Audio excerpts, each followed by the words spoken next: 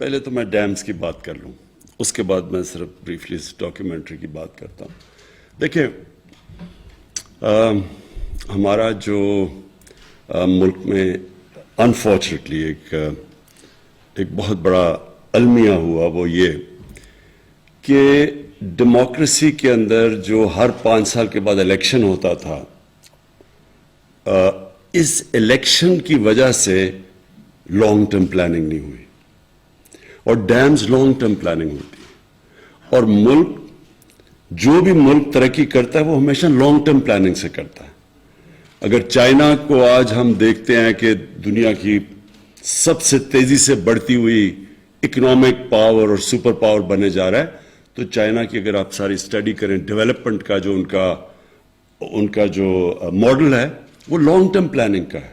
ابھی سے جب ہم چائنا گئے تو انہوں نے ہمیں باقاعدہ بتایا کہ ان کی اگلے 10 سال 20 سال وہ کس طرح کیا پلان کر رہے ہیں. اور کوئی قوم آگے نہیں بڑھ سکتی جب تک وہ لانگ ٹرم پلاننگ نہ ہو، آگے کا نہ سوچے. تو ہمارا بدقسمتی سے کیا ہوا ہے، 5 سال کی ٹرم ہوتی ہے، کوشش یہ ہوتی ہے کہ 5 سال کے بیچ میں جو بھی چیز کمپلیٹ ہو جائے تاکہ پبلک کو دکھائیں، پھر بہت زیادہ اربوں روپیہ اشتہاروں پہ خرچ کریں اور پھر اس کے اوپر الیکشن جیت جائیں.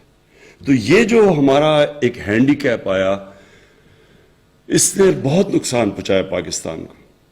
سب سے بڑا نقصان یہ پہنچایا کہ ہماری جو اویلیبل ہائیڈرو الیکٹریسٹی تھی وہ سستی بھی تھی، واٹر ریزروائرز بھی بن جانے تھے، ہماری ایگریکلچر کو بھی فائدہ ہونا تھا. بجائے اس کا سوچنے کے لیے وہ شارٹ ٹرم میں وہ ہم نے فیصلے کیے جس سے آج پاکستان کی جو بجلی ہم بناتے ہیں وہ سارے برِ صغیر میں سب سے مہنگی بجلی ہے. اور وہی نہیں مہنگی بجلی، بلکہ جس طرح کہ ہم نے کانٹریکٹس کیے، جو ابھی فیصل واڈا نے بتایا کہ کانٹریکٹس یہ کیے کہ چاہے ہم بجلی خریدیں یا نہ خریدیں، کانٹریکٹس اب ایسے ہیں کہ 2013 میں 180 ارب روپے کی کیپیسٹی پیمنٹس تھی، میننگ کہ ہم بجلی استعمال کریں یا نہ کریں اتنا پیسہ ہم نے دینا تھا پاور پروڈیوسرز کو، جو جنریٹ کرتے تھے بجلی. ہماری گورنمنٹ آئی، وہ اماؤنٹ پہنچ گیا، جو نئے پلانٹس آئے جنریشن میں تو وہ پہنچ گیا 500 ارب پہ. اور 2023 میں 1500 ارب روپیہ ہم خرچ کریں گے بجلی کے کیپیسٹی پیمنٹس پہ، چاہے ہم وہ بجلی استعمال کریں یا نہ کریں. تو اس کا بھی ایک پرابلم ہے. پرابلم یہ ہے کہ ہماری سردیوں اور گرمیوں میں جو بجلی ہم استعمال کرتے ہیں اس میں بہت فرق ہے. گرمیوں میں ہماری اس وقت بجلی اگر 24,000 میگا واٹ کے ارد گرد استعمال ہوتی ہے تو سردیوں میں وہ گر کے آ جاتی ہے 8 یا 9,000 پہ. تو اس کا مطلب یہ ہے کہ اگر سردیوں میں ہم بجلی نہیں استعمال کریں، پیسے پھر بھی ہم نے دینے ہیں. اس کی وجہ سے بجلی مہنگی ہو گئی ہے. اور پھر کئی کانٹریکٹس ہم نے کیے جس میں ہم نے بڑی مہنگی بجلی کانٹریکٹ کی دنیا کی مقابلے میں. تو یہ اس لیے ہوا کہ یہ ساری شارٹ ٹرمزم کے اوپر، اس میں کرپشن بھی تھی، شارٹ ٹرم سوچ تھی کہ ہم صرف اگلے الیکشن کا سوچیں اور پھر اس کے بیسس پہ الیکشن جیت کے تو پھر آگے چلیں. یہ جو ڈیمز ہم نے 50 سال کے بعد فیصلہ کیا 2 بڑے ڈیمز بنانے میں، جس میں مومند ڈیم پرابلی جلدی بھی بن جائے گا اور اس کا بہت بڑا امپیکٹ پڑے گا پشاور کے اوپر اور پانی واٹر سپلائی کے اوپر. پانی کے آگے ہمیں جو پرابلمز ہوں گے اور بجلی بھی بن جائے گی. یہ 50 سال کے بعد 2 ڈیمز بڑے بن رہے ہیں. اس سے پہلے ہمارے پاس تھے تربیلا اور منگلا، ہماری زندگی میں وہ بنے تھے. اور اس کے بعد کوئی ڈیمز نہیں بنے، حالانکہ پاکستان کا جو ہائیڈرو الیکٹریسٹی کا پوٹینشیل ہے وہ ہم سمجھتے ہیں تقریباً 50,000 میگا واٹ، 70,000 میگا واٹ کا پوٹینشیل تھا، جو کہ اگر ہم ٹائم ٹو ٹائم ڈیمز بناتے رہتے تو آج ہم اس سچویشن میں نہ ہوتے کہ ہماری جو انڈسٹری ہے اگر ہم اس کو سبسڈائز نہ کریں تو وہ مقابلہ ہی نہیں کر سکتی ہندوستان اور بنگلہ دیش کی انڈسٹری کا، کیونکہ وہاں کے بجلی کے ریٹس ہمارے سے کم ہیں. مجھے دوسری چیز اس کی یہ جو دو ہم بڑے پروجیکٹس کر رہے ہیں، اس کی کلین انرجی، ہائیڈرو الیکٹریسٹی، صاف انرجی ہے، جو کہ آج کل کلائمیٹ چینج کے اندر بہت میٹر کرتی ہے. اور ہم پاکستان، سب کو پتہ ہے کہ ہم بڑے ونربل ہیں کلائمیٹ چینج. پاکستان کوئی دنیا کے 8 یا 9 نمبر پہ پاکستان کا ہے جو کہ سب سے زیادہ ونربل ہے کلائمیٹ چینج پہ. تو ایک تو ہمارے لیے یہ بڑا امپورٹنٹ تھا کہ ہم کلین انرجی لے کے آئیں. دوسری چیز واٹر ریزروائر، جو کہ پانی بہت بڑا ایشو ہے. پاکستان ایک وہ ملک ہے جدھر آگے پانی کے ہمیں بڑے مسئلے مسائل آئیں گے، تو اس کی واٹر کی کنزرویشن اور ریزروائرز بنانا وہ ہماری بہت بڑی ضرورت تھی. تو دوسرا یہ کہ ہم پانی کو بھی پرزرو کر لیں گے، اور پھر اس کا امپیکٹ ایگریکلچر کے اوپر پڑے گا. تو میں اس لیے اس کے اوپر سٹریس کرنا چاہتا ہوں کہ یہ صرف اور صرف شارٹ ٹرم سوچ کی وجہ سے ہم نے وہ کام نہیں کیے، وہ پروجیکٹس نہیں بنائے جو کہ پاکستان کو، اگر 60s میں ہم بڑی تیزی سے آگے بڑھ رہے تھے تو ہمارے پاس سب سے سستی بجلی تھی، اور اس سستی بجلی سے ہماری انڈسٹری چل رہی تھی، اور بڑی دیر تک ہم اس ملک کو بڑا فائدہ ہوا سستی بجلی سے. لیکن جب 90s میں آ کے یہ جو تباہی مچی، اور پھر یہ جو ڈیکیڈ آف ڈارکنیس ہے، یہ جو 2008 سے 2018 تک، جس کے اندر سارے ادارے تباہ ہوئے اور سارا جو پاکستان کے قرضے بڑھے، اور جو آج ہم سب کچھ ہمارے اوپر بوجھ پڑا ہوا ہے وہ پچھلے 10 سال کی قرضوں کا پڑا ہوا، سود دینا پڑتا ہے. میں صرف ایک لوگوں کے سامنے رکھ دوں، کیونکہ ہمیں بار بار میں سنتا ہوں جی کہ آپ نے بڑے قرضے بڑھا دیے پاکستان کے، ہمارے جو مخالف کہتے ہیں. تو سب کے انٹرسٹ کے لیے یہ میں صرف اس لیے فگر لانا چاہتا ہوں کہ آپ کو سب کو پتہ چلے کہ ایگزیکٹ پوزیشن کیا ہے. ہماری جو گورنمنٹ آئی تھی تو جو پاکستان کی لائبلٹیز تھی وہ 30,000 ارب تھیں، اور جو پاکستان کے اوپر قرضے چڑھے ہوئے تھے وہ 25,000 ارب تھے. تو جب سے ہماری گورنمنٹ آئی ہے 2.5 سال میں، وہ 25,000 ارب سے قرضے گئے 36,000 ارب پہ. 11,000 ارب کے قرضے ہمارے دور میں بڑھے ہیں. لیکن اس کی بریک ڈاؤن آپ سب کو دے دوں. 11,000 میں سے جو 6,000 ارب روپے کے ہمیں قرضے لینے پڑے، وہ کون سے؟ وہ پرانے لیے ہوئے قرضوں کے اوپر سود دینے کے لیے. تو 6,000 ارب تو چلا گیا جو پچھلی گورنمنٹ سے قرضے لیے تھے ان کے اوپر سود دینے کے لیے. 3,000 ارب کیوں چڑھ گئے قرضے؟ کیونکہ روپیہ 105 سے گیا 160 تک، ڈالر گیا 105 سے 160 تک. تو جو وہ ڈالر کے اندر جو قرضے تھے وہ امیجیٹلی 3,000 ارب کا ہمیں کچھ کیے بغیر وہ صرف روپے گرنے سے وہ چڑھ گئے. اور وہ ہماری وجہ سے روپیہ نہیں گرا. روپیہ اس لیے گرا کہ جب ہمیں گورنمنٹ ملی تھی تو 60 ارب ڈالر کی امپورٹس تھی اور 20 ارب ڈالر کی ایکسپورٹس تھی. تو سب سے پاکستان کی تاریخ کا سب سے بڑا ٹریڈ گیپ تھا. اور جو کرنٹ اکاؤنٹ ڈیفیسٹ یعنی ڈالر کتنے اندر جا رہے ہیں اور باہر آ رہے ہیں 20 ارب ڈالر، جو بھی پاکستان کا تاریخی گیپ تھا. اس کی وجہ سے ظاہر ہے روپے نے گرنا تھا، کیونکہ روپے ڈالر کم ہو گئے، ڈالر کی ویلیو اوپر چلے گی، روپیہ گر گیا. اور جب روپیہ گرا تو 3,000 ارب وہ چڑھ گئے تو 9,000 ارب ہو گئے. 2,000 ارب جو تھے اس میں سے 800 ارب روپیہ یہ جو کووڈ آیا، کووڈ کی وجہ سے ہماری کلیکشن کم ہو گئی، وہ 800 ارب روپے جو ٹیکس کلیکشن کم ہوئی ادھر چلے گئے. اور باقی جو ہم نے پھر پیکج دیا ریلیف کا کووڈ کے لیے، جو ہم نے لوگوں کے لیے احساس میں پیسے بانٹے، تو وہ ہمیں وہ باقی ملا. تو میں صرف بریک ڈاؤن دے رہا ہوں کہ یہ قرضوں کا لوگوں کو پتہ چل جائے کہ یہ کیا لیگیسی تھی، کیوں ہم پرانے دور کی بات کرتے ہیں. اب میں بریفلی جو یہ فلم کے اوپر دیکھیں، میں یہ بار بار سنتا ہوں کہ جی پاکستان کا سافٹ امیج ہمیں کرنا چاہیے. سافٹ امیج کا کیا مطلب ہے؟ کہ سافٹ امیج کیا کہ ہم کیا ہیں کہ ہمیں سافٹ امیج لوگوں کو دینا چاہیے؟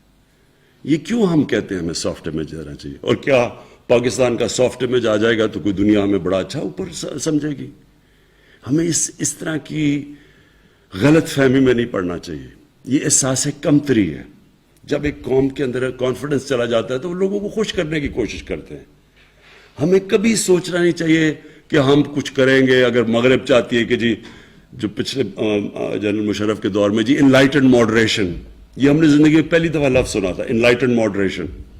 کسی کو نہیں پتا کیا ہے انلائٹنڈ ماڈریشن.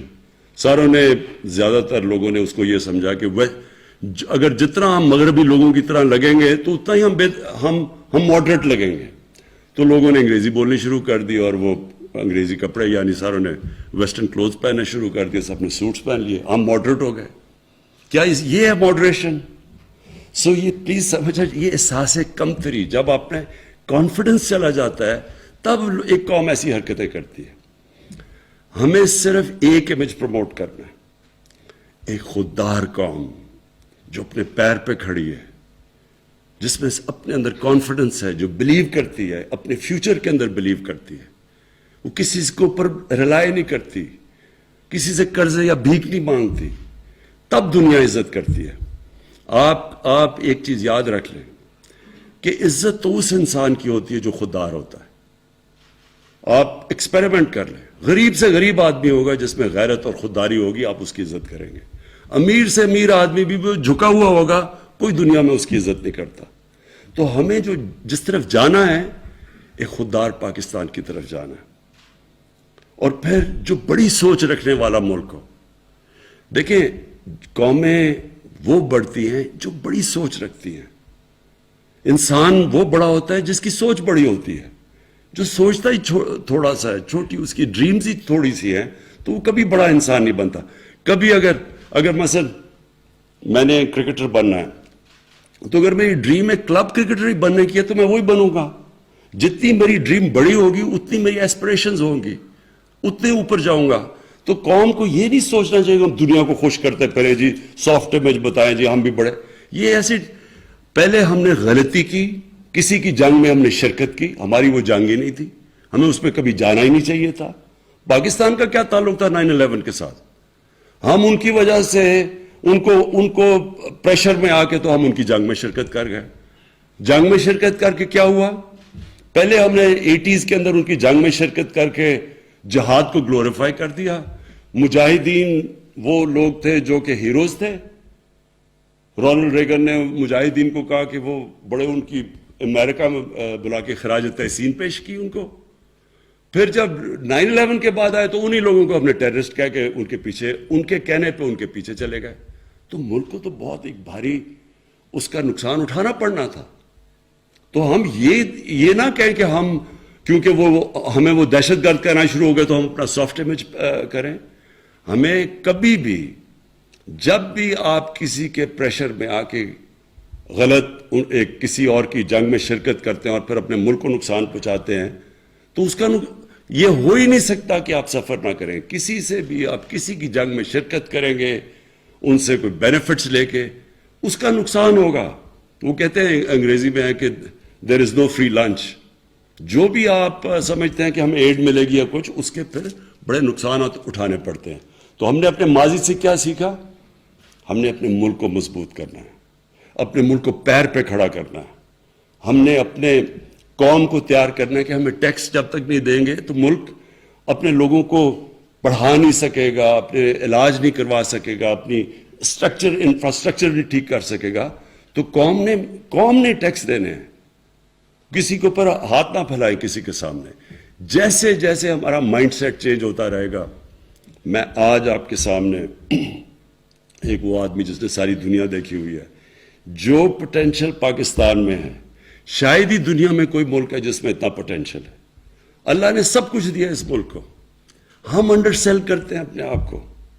ہم اپنے اندر بلیو نہیں کرتے کہ جی کوئی اور آ کے ہمیں اوپر لے جائے گا. یہی قوم, جس دن ہم آہستہ آہستہ ہمارے اندر یہ کانفیڈنس آ گیا کہ ہم دنیا کی کسی بھی قوم کا مقابلہ کر سکتے ہیں, یہ قوم اوپر اٹھ جائے گی. سب کچھ ہے یہاں, کوئی چیز, کسی چیز کی کمی اللہ نے نہیں دی.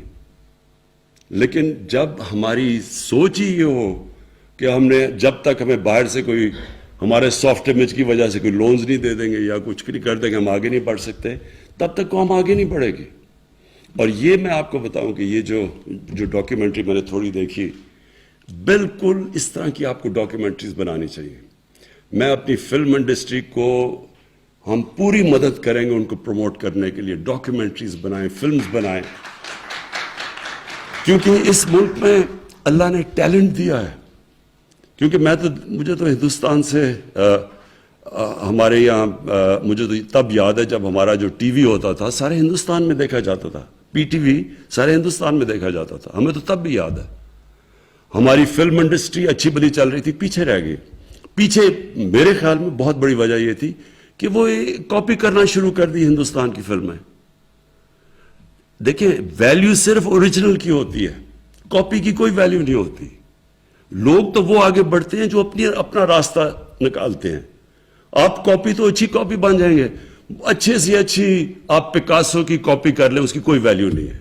ویلیو صرف اوریجنل کی ہے. تو ہم نے اپنے بجائے اپنی اوریجنل تھنکنگ کرنے کے چیپ ہندوستان کی کاپیز شروع ہوگی, خود ہی اپنی فلم کو نیچے لے آئے. لیکن جو ہمارا پی ٹی وی تھا بڑے ہائی سٹینڈرڈ کا تھا.